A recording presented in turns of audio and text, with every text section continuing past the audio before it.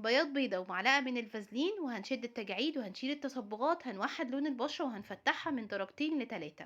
كل اللي هتعمليه انك انتي تضغطي على الشاشة مرتين عشان يوصلك مني كل جديد. بصي بقى يا ست البنات، هتجيبي بياض بيضة وبعدين هتضيفي عليها معلقة من خميرة الحلويات او بيكربونات الصوديوم. دي جميلة جدا، عايزة اقولك بتفور البقع والتجاعيد، وما تقلقيش لو بشرتك حساسة. قلبيهم كويس وخلي بالك من القوام القمر اللي احنا هنوصله دلوقتي حالا مع بعض. شايفين القوام عامل ازاي؟ صلي على رسول الله كده في الكومنتات وقوليلي بتتابعيني من اي بلد وبتستفيدي من وصفاتي ولا لا. شايفين القوام بقى كريمي على طول ازاي من بياض بيضة؟ وعلى فكرة البياض ده كمان خدت منه جزء، يعني مش حاطاه كله. هنعمل ايه بقى؟ هنضيف عليهم معلقه من الدقيق الابيض. انا عايزه اقولك ان الدقيق الابيض بيديكي تفتيح فوري. هنضيف اكتر من مفتح دلوقتي كمان علشان لو عندك تصبغات وبقع عنيده.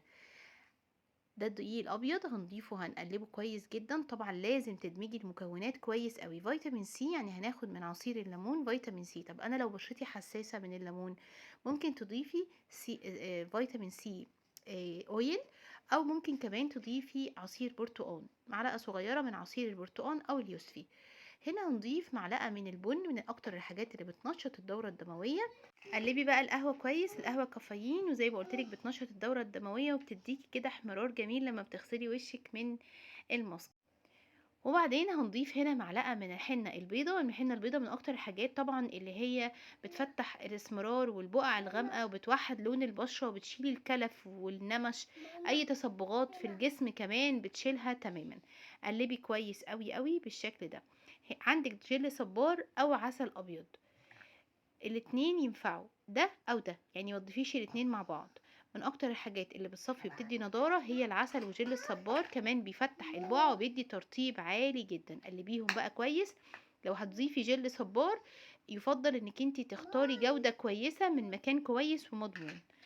قلبي بقى كويس جدا. حسيتي كده ان المكونات اندمجت كويس مع بعض، هنبدأ نضيف هنا معلقة من ضيفي معلقة بقى من النشا عشان تظبطي القوام كويس، معلقة صغيرة. قلبي كده كويس جدا جدا. واخر حاجة هنضيفها هي نص معلقة صغيرة من الفازلين، اي نوع فازلين عندك هتضيفيه وهتقلبي كويس وبظهر المعلقة كده وحاولي تسيحيه، ومع التقليب هتلاقيه ساح تماما.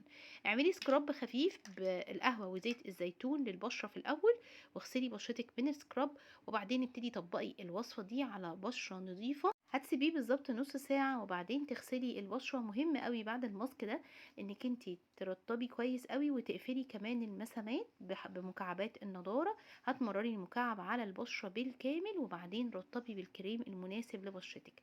هتكرري الماسك القمر ده 3 مرات في الاسبوع وشوفي النتيجة بعد اول استخدام.